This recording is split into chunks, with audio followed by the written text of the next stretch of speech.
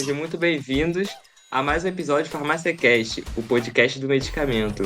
O nosso objetivo é divulgar conhecimentos relacionados às ciências farmacêuticas e à saúde.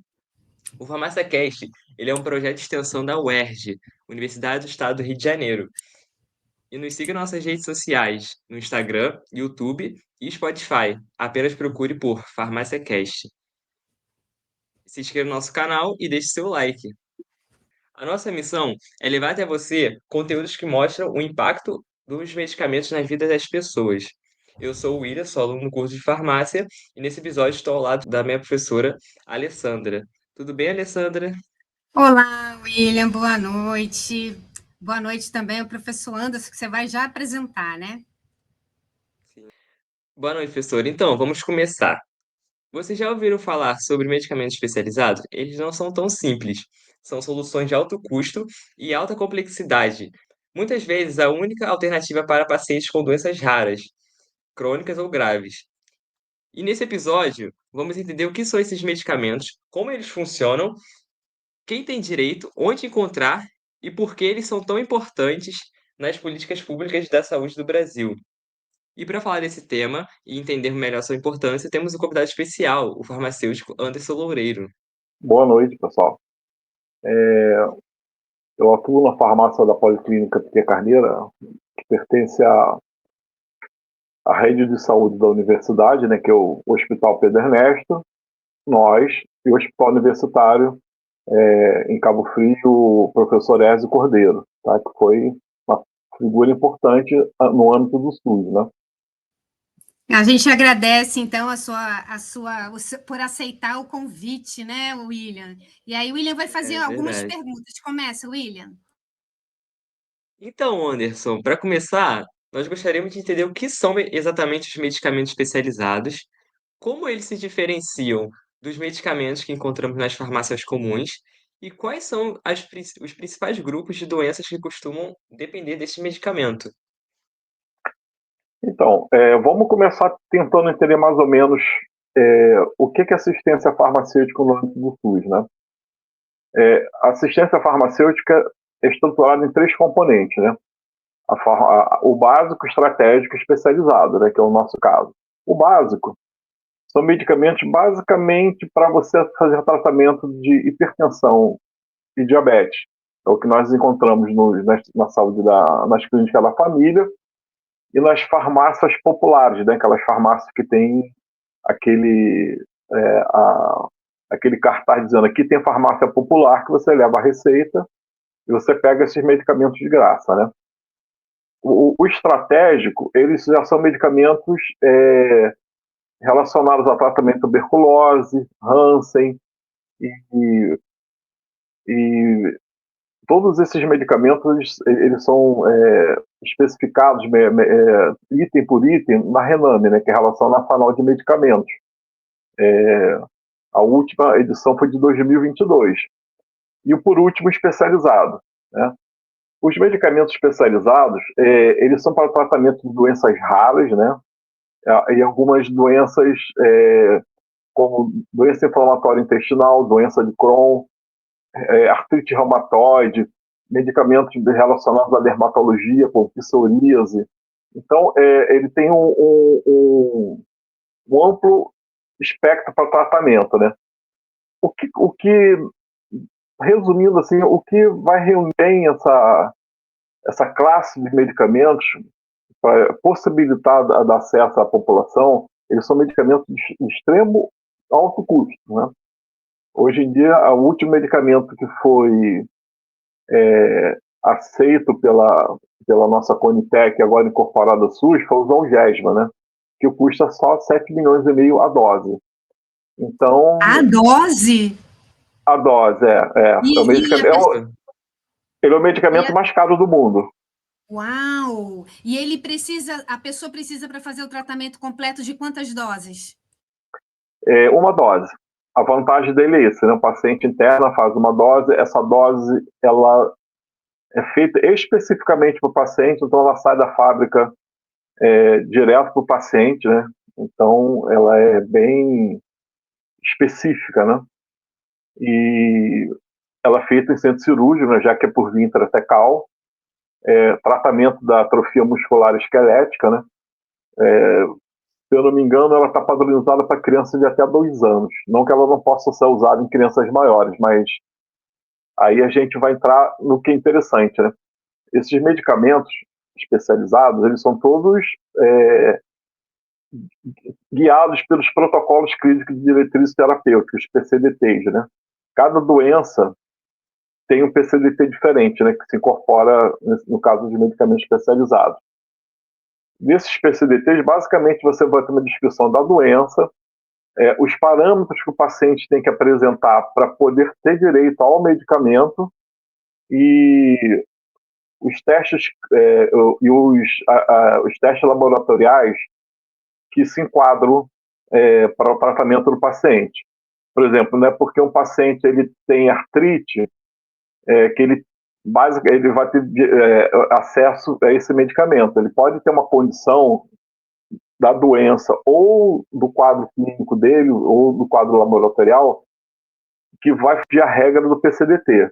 Então, esse paciente vai acabar tendo que ter um outro tipo de enfoque, né? Como eu falei, né? Por exemplo, a questão do Zolgerma. Provavelmente ele só vai abranger crianças até 2 anos, tá? E isso tá tudo, tudo preconizado via Ministério da Saúde, tá?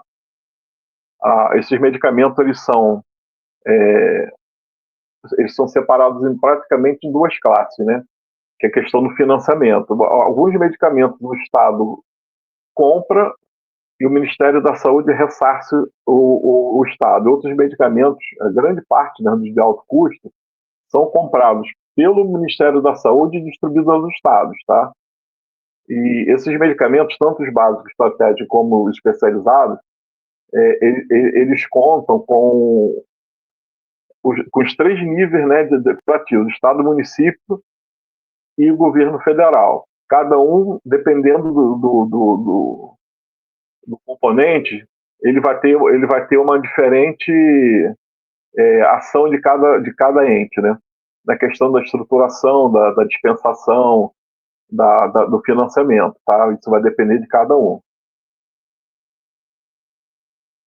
E Anderson, você poderia contar, eu sei que você já atua nessa farmácia, né, na Policlínica Piquet Carneiro, há muito tempo, né? E, assim, Sim. pela tua experiência, assim, levando em consideração o profissional farmacêutico, né? Sim. Como é que é essa tua experiência de atuar com esse tipo de medicamento, atendendo essa população, né? Você tem algum caso aí para contar para a gente que é interessante? Então, o papel do farmacêutico é bastante importante, né? Desde lá do início, né, da padronização desse medicamento até a ponta, né? Porque não é simplesmente você chegar e entregar o medicamento para o paciente. A gente tem que ter responsabilidade na conservação desse medicamento, no controle desse medicamento via sistema, né? A gente trabalha muito com o sistema Horus, né? Que ele vai fazer toda a parte estratégica aí de consumo, né, de estoque. E, como eu te falei, né, a gente tem que analisar que se a documentação que o paciente está entregando para a gente, essa documentação basicamente é parte dele, né, de endereço, CPF, mas tem todos os exames que são pedidos, né, pelo PCDT, e a gente tem que analisar se esses exames apresentados eles estão dentro dos limites preconizados pelo PCDT. A receita, se está de direito, a gente tem um laudo médico especializado, que é a LME, que é um formulário que ele coloca, que o médico coloca todas as informações do medicamento, a anamnese, o CID do medicamento, isso é importante também. Esses medicamentos, o CID é um Código Internacional de Doenças. Esse CID tem que ser compatível com o medicamento, tá? A gente não pode pegar um medicamento para um paciente, distribuir um medicamento para um paciente que o CID não seja contemplado também no PCDT.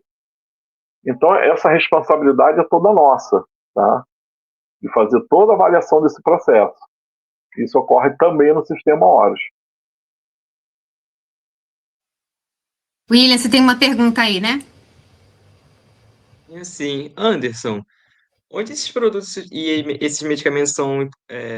Não, pera. Tenho sim. Anderson, onde são produzidos esses medicamentos? Eles são importados ou algum é produzido aqui no Brasil? Então, acontece os dois casos. Nós temos medicamentos produzidos aqui no país, Farmanguinhos é um dos centros que a gente produz, né? Temos vários medicamentos importados, como o Zolgensma, por exemplo. Nós temos, só alguns exemplos, né? Nós temos um novo medicamento para tratamento da fibrose cística, que ele também é importado, é um medicamento de altíssimo custo, mas que tem sido muito benéfico ao tratamento do paciente, né? A, a, a ideia desses medicamentos de alto custo é você dar uma qualidade de vida melhor ao paciente e você diminuir em cima disso também a hospitalização, porque o medicamento é caro, mas a hospitalização desse paciente ele se torna muito caro também. Então, a gente tem visto que esse medicamento incorporado para fibrose, por exemplo, ele diminuiu a internação de pacientes e diminuiu o uso e de outros medicamentos que fazem parte, né, da terapia desse paciente. Então, a princípio, ele é muito caro, mas quando a gente coloca isso aí, uma farmacoeconomia, a gente vê muitas vezes que, além de salvar a vida do paciente, ele vai trazer benefícios, né, ao financiamento do SUS. E Anderson, eu lembro também que, além dos medicamentos, tem também suplemento alimentar, né? Também tem Sim, outras, não é medicamento, mas outros constituintes que a farmácia também ela controla, ajuda, armazena, né? Porque o armazenamento isso, desse material é delicado. Você poderia comentar, sim. explicar um pouquinho isso para a gente? Sim, nós também, principalmente para o tratamento dos pacientes da fibrose cística, né? A fibrose cística causa agravos na parte respiratória, na parte digestiva do paciente, né? Ele tem um problema em relação à secreção dos mucos, né? Então, ele é um paciente muito... ele é um paciente que depende de muitos cuidados, né? Então, a gente tem que ter suplemento alimentar, tipo um Sustage, né?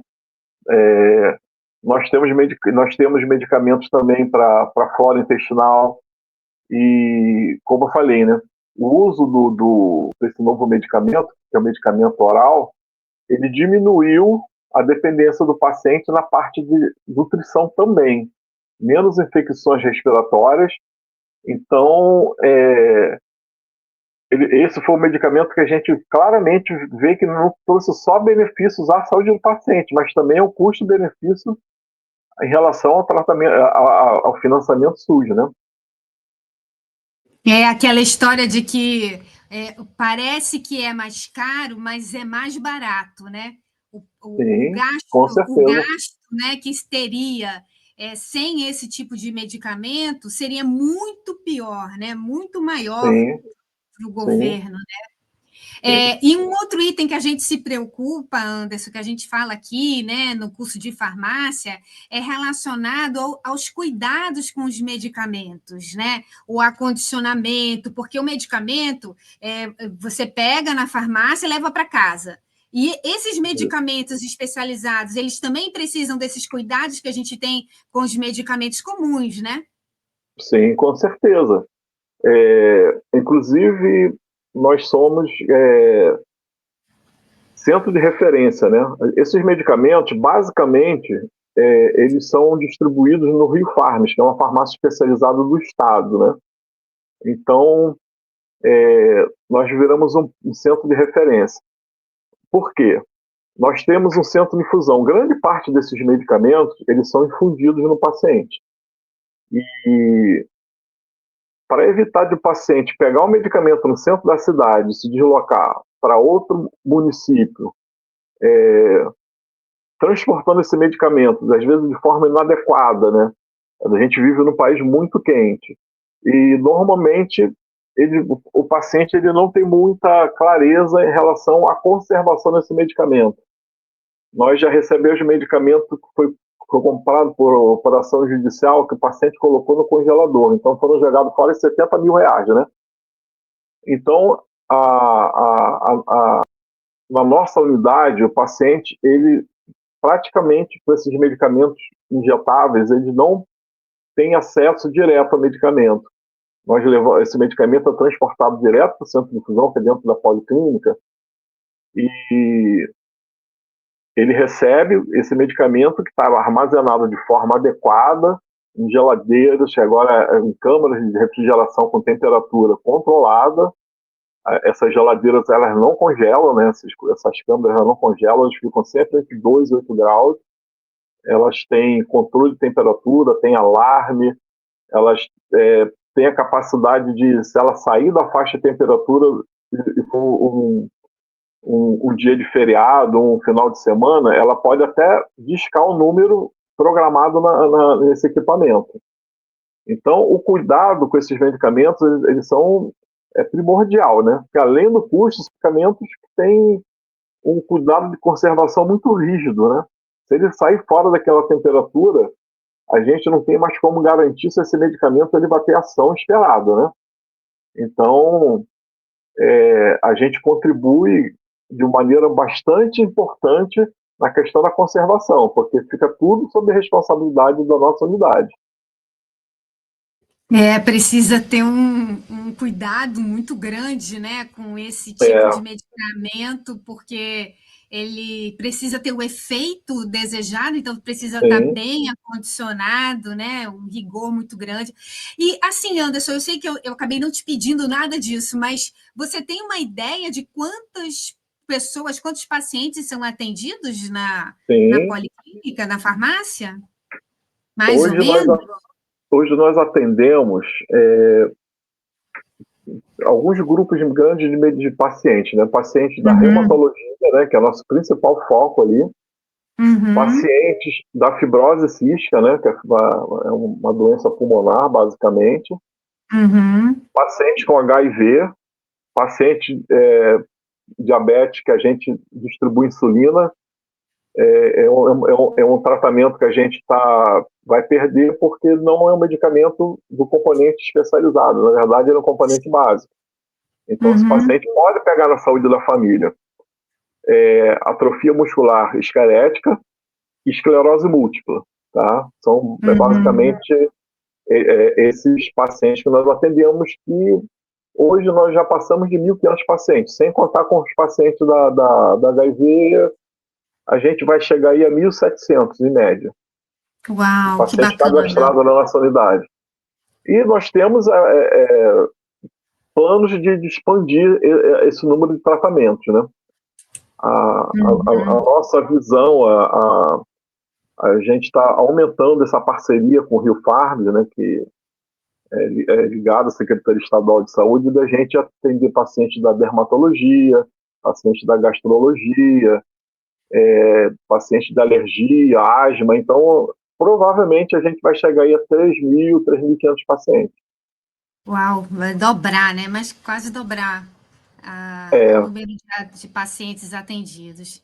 Isso é muito bacana, isso aí é muito importante, porque é um tratamento, assim, que na verdade não é de graça, né? Que eu ia falar, não é de graça, a gente paga por ele, né? Sim. Então é um retorno social que é importantíssimo, né? E a gente saber que a gente tem essa clínica aqui no estado do Rio de Janeiro que atende. Vocês atendem outros só o estado mesmo, né? Tem paciente de outros estados? Não, componente especializado é estado. É só estado, né? Muito bom. Isso é replicado em todos os estados, né? Essa forma de distribuição. Mas é paciente de cada estado. Sim. Agora, como nós somos um estado grande, né? Vem gente de todos os municípios, né? A gente sabe que é É uma rede enorme de atendimento. E, Anderson, como é que foi na época da Covid lá com vocês? Como é que o pessoal conseguiu manter o trabalho? Teve aumento de casos por causa da Covid? Na época da Covid, o nosso público era bem menor. A gente tinha entre 350 e 500 pacientes. A gente estava começando esse projeto, né? Mas foi um grande desafio. Foi um grande desafio. Esse porque projeto, todo mundo... esse projeto tem quanto tempo? Eu imaginava que ele tinha mais tempo. A gente começou em 2019. A visão desse projeto é deixar o paciente dentro da mesma unidade, porque como também ele tem essa parte burocrática, muitas vezes existe um erro de preenchimento, né? E toda vez que você tinha um erro de preenchimento, esse paciente estava no Rio Farms, ele tinha que retornar ao médico e levar o processo de volta. Então, isso para um paciente fora do município é um custo muito alto para ele, né? E como a gente tem um centro de infusão, a gente consegue compartilhar o mesmo medicamento de um paciente para o outro. Então, isso também gera economia, né? Não sei se vocês entenderam, né? O paciente, de repente, ele leva 2, 3 frascos da farmácia, mas ele vai usar 2,5. Então, esse restante não é jogado fora, ele é incorporado à diluição de outro paciente.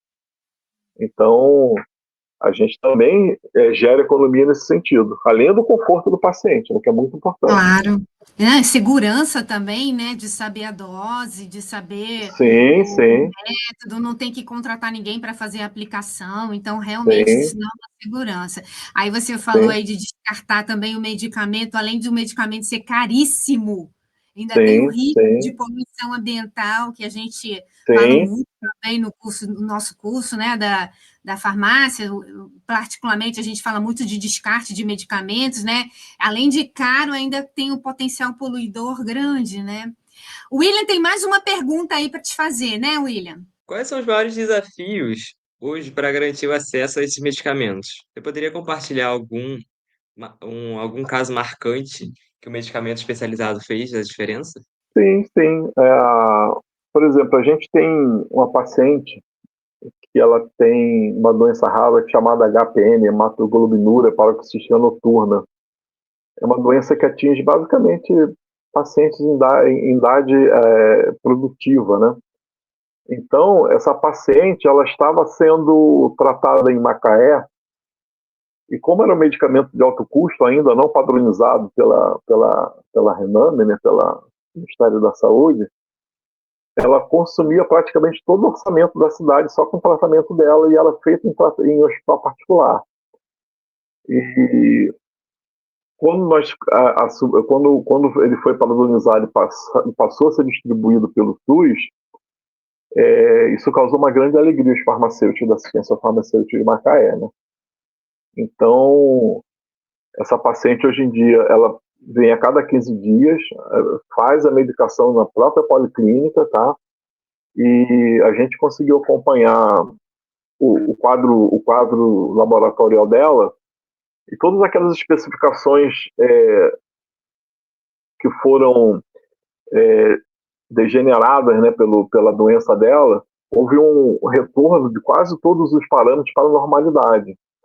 Então, essa pessoa ela pode voltar ao mercado de trabalho, né? E na fibrose cística,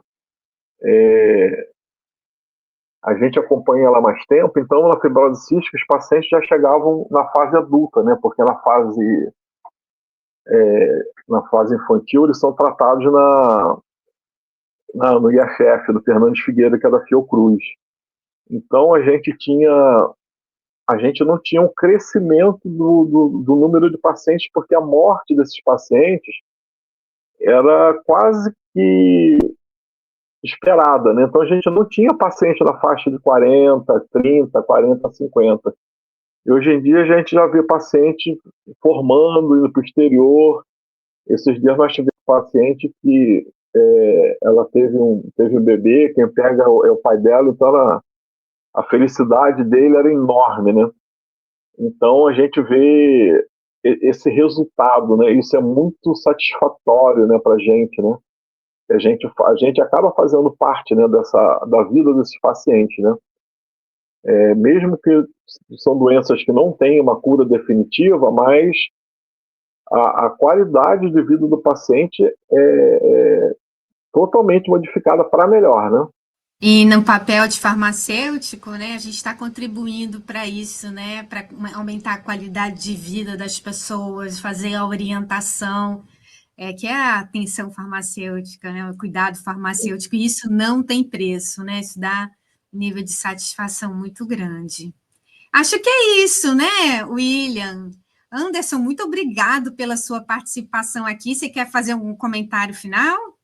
Foi muito bom, uma boa experiência de participar com vocês, né, para a gente poder levar um pouco da nossa experiência, que às vezes a visão do paciente é um pouco fria em relação ao farmacêutico, aquele cara que está só atrás do balcão, né, distribuindo medicamento. Não, a gente, para esse medicamento chegar na mão desse paciente de forma adequada, né, existe todo o trabalho que o farmacêutico é muito importante, desde lá de cima da padronização desse medicamento, a compra desse medicamento, o farmacêutico participa ativamente também, a conservação desse medicamento até chegar à mão do paciente para que ele possa até ter essa qualidade de vida, às vezes até a cura. É muito satisfatório, né? A gente vê que nossos impostos, nesses casos, eles são muito bem empregados.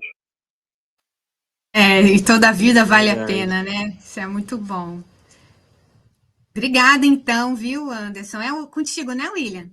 Então é isso, pessoal. Chegamos ao fim do FarmáciaCast. Esperamos que esse episódio tenha esclarecido muitas dúvidas sobre medicamentos especializados e a sua importância para a saúde pública. Lembre-se de se inscrever em nosso canal no YouTube e nos seguir no nosso Instagram e Spotify, @farmáciacast. E compartilhe esse episódio com seus colegas que têm interesses em ciências farmacêuticas. Um abraço e até o próximo episódio. Valeu, obrigada. Ok, gente. Boa noite. Obrigado aí. Boa noite.